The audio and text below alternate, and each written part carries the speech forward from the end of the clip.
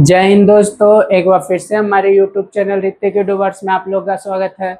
जैसा कि हम आपको क्लास 9 का सिविक्स पढ़ा रहे थे और चैप्टर था डेमोक्रेसी। ठीक, तो आज हम लोग आगे का अपना कंटिन्यू करते हैं टॉपिक। और आज का टॉपिक हम लोग का क्या है? Types of democracy. क्या है टाइप्स ऑफ डेमोक्रेसी? मतलब डेमोक्रेसी के कितने टाइप्स होते हैं उन्हीं के बारे में समझना है हम लोग को।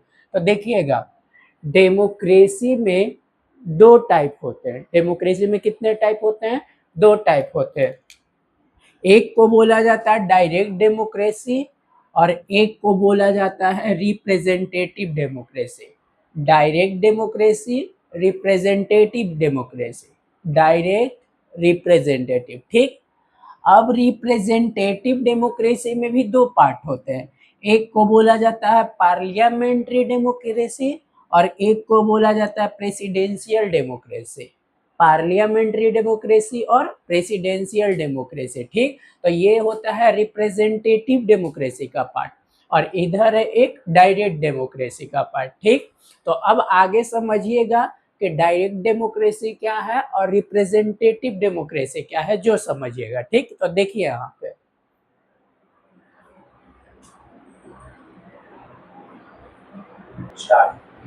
तो अब हम लोग समझेंगे कि डायरेक्ट डेमोक्रेसी क्या होता है और रिप्रेजेंटेटिव डेमोक्रेसी क्या होता है। ठीक, देखिएगा, समझिएगा।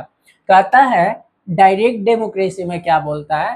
कहता है कि इसमें जो सिटीजन्स है ना, directly take decision and make law. मतलब डायरेक्ट डेमोक्रेसी में उतना ताम झाम नहीं होता है। ठीक ना, मतलब कोई भी सिटीजन्स होते हैं, जो नागरिक होते हैं, वो डायरेक्ट क्या कर सकते हैं? तो क्या कर सकते हैं भाई? डिसीजन ले सकते हैं और कोई भी कानून को क्या कर सकते हैं? बना सकते हैं डायरेक्ट डिसीजन में। ठीक, लेकिन रिप्रेजेंटेटिव डेमोक्रेसी में क्या होता है भाई?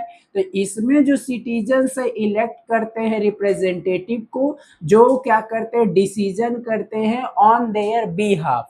मतलब इसका मतलब समझिएगा, मतलब डायरेक्ट डेमोक्रेसी में कुछ नहीं होता है, कोई रूल रेगुलेशन कुछ नहीं होता है, बस कोई भी डिसीजन हो सकता है, कोई भी लॉ बना सकता है। ठीक, सिटीजन्स। लेकिन इसमें क्या होता है? सिटीजन्स पहले अपने रिप्रेजेंटेटिव को चुनते हैं, फिर वो रिप्रेजेंटेटिव जो होते हैं क्या होता है? फिर हम लोग के लिए काम करता है, हम लोग के लिए डिसीजन करता है ना। तो वही यहाँ पे लिखा है, सिटीजन्स इलेक्ट रिप्रेजेंटेटिव, जो सिटीजन्स के द्वारा चुने जाते हैं। ठीक, और वही फिर काम करता है। ठीक, दूसरा क्या है भाई? ये जो है स्मॉल पॉपुलेशन और स्मॉल कम्युनिटी के लिए है। मतलब डायरेक्ट डेमोक्रेसी जो है, ये छोटे छोटे जगह के लिए या छोटे जनसंख्या वाले जगह के लिए, बड़े जनसंख्या वाले में नहीं हो सकता है ऐसा। ठीक, डायरेक्ट डेमोक्रेसी। लेकिन यहाँ देखिए, रिप्रेजेंटेटिव किसके लिए होता है भाई? तो लार्ज मॉडर्न कंट्री, ये बड़े लोगों के लिए होता है। जहाँ पे बड़ा देश है, जैसे भारत है हमारा, तो यहाँ पर कैसा होता है? रिप्रेजेंटेटिव डेमोक्रेसी होता है, क्योंकि ये बड़ा देश है, यहाँ पर जनसंख्या क्या है? बहुत ज्यादा है। तो डायरेक्ट डेमोक्रेसी में नहीं चल सकता, ये सब छोटे जगह के लिए होता है। ठीक, बड़े जगह के लिए नहीं होता है। तीसरा बात क्या है भाई? इसमें जो है नागरिक जो होता है, डायरेक्ट कंट्रोल रहता है डिसीजन पे। मतलब कोई भी डिसीजन लेना होता है तो किसका? वहाँ के जो लोग होते हैं, वहाँ के सिटीजन्स होते हैं, उनका डायरेक्ट कंट्रोल रहता है। जो मतलब निर्णय लिए, जो डिसीजन लिए, वही बात होता है। उतना इधर के ऐसा नहीं है कि पहले कोई बात होगा तो राज्यसभा में पास करवाना होगा, लोकसभा में पास करवाना होगा, तब फिर प्रेसिडेंट के पास साइन होगा, ऐसा कुछ नहीं होता है। ठीक, डायरेक्ट होता है। लेकिन यहाँ क्या होता है? जो देखिए, representative are accountable through periodic election. लेकिन इसमें क्या होता है? रिप्रेजेंटेटिव हम लोग के लिए अकाउंटेबल होता है। अकाउंटेबल कहने का मतलब, जैसे वो हम लोग के लिए काम करता है, हम लोग नहीं कुछ कर सकते। ठीक, बस हम लोग खाली बस इलेक्ट करके, चुन करके बस हो गया, उतना ही हम लोग का काम है। बाकी जो डिसीजन होता है, जो लॉ बनाने का काम होता है, सारा जो है रिप्रेजेंटेटिव डेमोक्रेसी में जो हम लोग जिसको चुनते हैं वही कर सकता है। ठीक, यहाँ पे क्या है? All citizen participate directly in discussion and debate.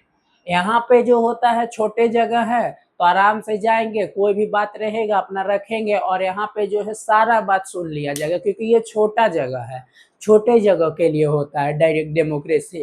तो वही होता है, डायरेक्टली डिस्कशन कर सकते हैं और डिबेट कर सकते हैं, मतलब कोई मुद्दा होगा, कोई इशू होगा तो उस पर आवाज़ उठा सकते हैं, कोई भी बात रहेगा उस पर अपना रख सकते हैं। लेकिन इसमें क्या होता है भाई, इसमें जो होता है ये इलेक्टेड रिप्रेजेंटेटिव के द्वारा ही हो सकता है, मतलब जो इलेक्ट होके गए हैं, जो सिलेक्ट होके, जो जिनको हम लोग चुने हैं वही ये बात कर सकते हैं। इसमें क्या है, आम आदमी जो होता है कोई भी जा सकता है डायरेक्ट में, है ना। लेकिन इसमें वैसा नहीं है, ऐसा नहीं है कि कोई भी उठ उठ के घरे से चल जाएगा कि चलो जी मतलब हम लोग डिबेट करेंगे, जो हम लोग का बात होगा वो तुरंत रखा जाएगा, ऐसा नहीं हो सकता है, ठीक।